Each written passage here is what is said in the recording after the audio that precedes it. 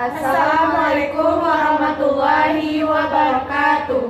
Perkenalkan, kami dari kelompok 8 konseling karir yang beranggotakan. Nama saya Putri Maharani dengan NIM 2621101 dan saya Cynthia William Pramasti dengan NIM 2621114 Dan saya Adila Nita dengan NIM 2621118. Kami dari kelompok 8 ingin mempresentasikan konseling karir dalam sekolah dasar.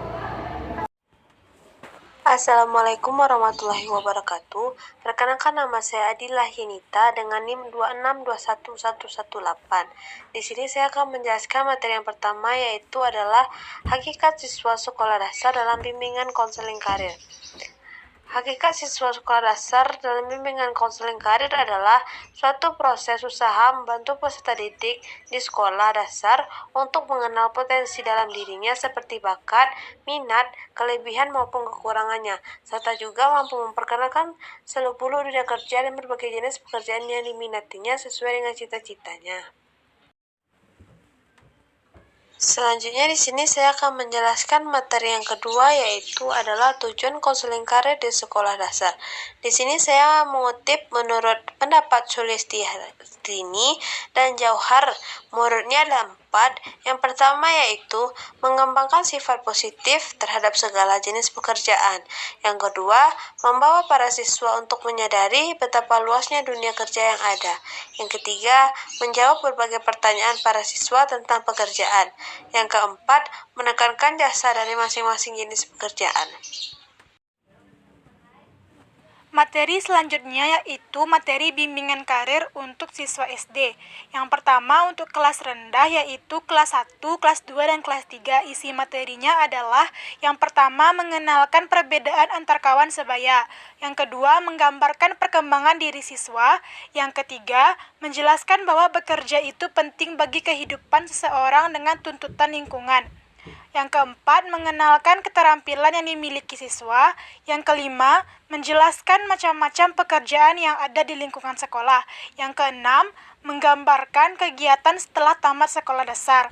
Yang ketujuh, mengenalkan macam-macam pekerjaan yang dilakukan oleh orang dewasa. Yang kedelapan, mengenalkan kegiatan-kegiatan yang menarik. Yang kesembilan, mengenalkan alasan orang memilih suatu pekerjaan dan bahwa pilihan itu masih dapat berubah. Yang ke-10, menjelaskan bahwa kehidupan masa depan dapat direncanakan sejak sekarang. Yang ke-11, mengenalkan bahwa seseorang dapat memiliki banyak peran. Dan yang ke-12, menjelaskan bahwa pekerjaan seseorang itu dipengaruhi oleh minat dan kecakapannya. Yang kedua, untuk kelas tinggi, yaitu kelas 4, kelas 5, dan kelas 6.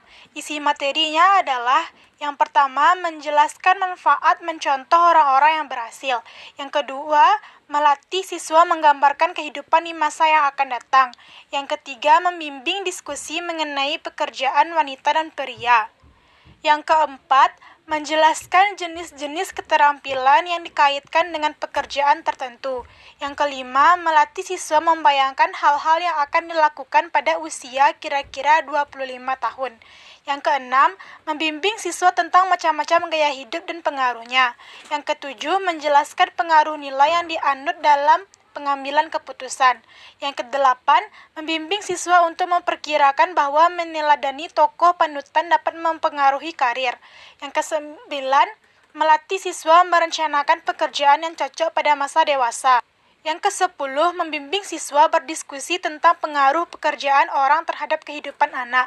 Yang ke-11, melatih siswa melihat hubungan antara minat dan kemampuan. Yang ke-12, mengenalkan bermacam-macam cara untuk menilai kemajuan prestasi. Yang ke-13, mengenalkan macam-macam pekerjaan yang ada di lingkungan sekitar. Materi selanjutnya yaitu perlibatan orang tua dalam pelaksanaan konseling karir. Yang pertama, mengadakan konsultasi dengan guru tentang anak. Yang kedua, memberikan balikan kepada guru tentang anak. Yang ketiga, menjadi sumber belajar jika diperlukan. Yang keempat, berbagi informasi tentang membimbing anak. Yang kelima, mengetahui jadwal belajar anak. Yang keenam, mengetahui kondisi sekolah dan lingkungan sekitar. Yang ketujuh, berdialog dengan anak. Yang kedelapan, memberi ganjaran atau balikan kepada anak. Yang kesembilan, memberikan bantuan atau dukungan yang dibutuhkan oleh anak. Yang ke-10, mengembangkan kebiasaan belajar yang baik. Yang ke-11, berupaya memenuhi perlengkapan belajar.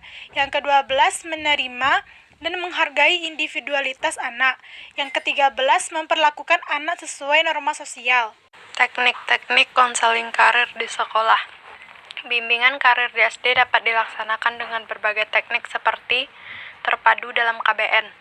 Teknik yang paling memungkinkan mengingat pelaksana bimbingan di SD adalah guru.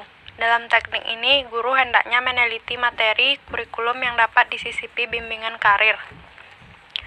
Paket bimbingan karir. Badan Penelitian dan Pengembangan Pendidikan dan Kebudayaan Balitbang Dikdikbud telah mengembangkan 4 buku paket bimbingan karir dan dikemas berupa modul yang masing-masing paket terdiri dari 1 subtopik pembahasan.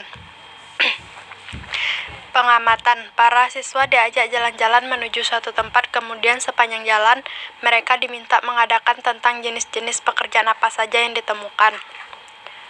Bacaan. Teknik bimbingan karir di SD dapat dilaksanakan dengan cara menyuruh murid untuk membaca riwayat hidup orang yang berhasil. Narasumber. Wawasan murid tentang dunia pekerjaan dapat pula diperoleh dengan mendatangkan narasumber ke sekolah untuk berdialog dengan anak-anak. Murid dapat pula ditugaskan untuk mengadakan dialog dengan orang tuanya masing-masing. Cerita. Murid usia SD sangat menyenangi cerita, oleh karena itu, guru dapat saja melaksanakan bimbingan karir melalui cerita. Akan sangat terkesan jika tokoh-tokoh dalam cerita dihalusinasikan melalui boneka atau media gambar. Teori karir yang relevan pada usia SD. Menurut Ginsburg, Alex Rath, dan Herma, perkembangan karir SD yaitu tahap fantasi 0-11 tahun, masa sekolah dasar. Pada tahap ini, anak seringkali menyebutkan cita-cita mereka kelak kalau sudah besar. Misalnya ingin menjadi dokter, ingin menjadi petani, pilot, tentara, dan lain-lain. Mereka juga senang bermain peran. Misalnya bermain dokter-dokteran, bermain jadi guru, bermain jadi polisi, dan lain-lain. Sesuai dengan peran-peran yang mereka lihat di lingkungan mereka. Jabatan atau pekerjaan yang mereka inginkan atau perankan pada umumnya masih sangat dipengaruhi oleh lingkungan, misalnya TV, video, majalah, tokoh-tokoh yang pernah melintas dalam kehidupan kita. Donald Super. Saat seorang berusia 0-15 tahun, anak mengembangkan berbagai potensi pandangan khas, sikap, minat, dan kebutuhan yang diperlukan dalam struktur diri. Donald Super dalam Winnickel 2005-63, 2 anak SD pada tahap ini akan mencoba mencari tahu tentang berbagai informasi yang mereka inginkan, baik tentang lingkungan sekitarnya dan lingkungan masyarakat. Media informasi karir untuk SD, yaitu pengembangan fantasi karir anak usia SD. Fantasi karir adalah imajinasi dan penghayatan anak terhadap suatu karir. Melalui imajinasi, anak mampu membuat gambaran suatu karir dalam alam pikirannya seperti yang dilihat, didengar, dan dirasakan melalui eksplorasi pada masa kurlos. Imajinasi karir yang dapat tergantung pada sejauh mana eksplorasi karir yang dilakukan anak pada masa kurlos. Yang dapat dilakukan guru dan orang tua yaitu: pertama, layanan informasi karir. Pemberian informasi karir yang tepat melalui berbagai media yang ada. Media yang dapat digunakan diantaranya buku bacaan, film, pamflet, dan majalah dinding yang berisi informasi berbagai karir yang disesuaikan dengan karakteristik anak usia SD. Misalnya buku bacaan tentang informasi karir disertai dengan gambar-gambar yang menarik dan sesuai bagi anak usia SD. Yang kedua, pembelajaran karir terintegrasi. Pembelajaran baru yang diintegrasikan pada pembelajaran bidang studi tertentu. Pembelajaran olahraga di kelas 3 SD misalnya, guru mengadakan olahraga sepak bola anak laki-laki dibagi menjadi 2 kesebelasan, dan keduanya dibentuk kepengurusannya pada masing-masing kesebelasan. Yang ketiga, observasi karir. Proses pengamatan, pencatatan, dan penaksiran data tentang jenis karir tertentu. Ada 2 teknik observasi karir, yakni langsung dan tidak langsung. Observasi tidak langsung yaitu observasi terhadap objek tertentu yang sudah dalam bentuk hasil rekayasa. Observasi langsung yaitu observasi yang dilakukan secara langsung di tempat dilakukannya praktek karir tersebut. Yang keempat, Career Days.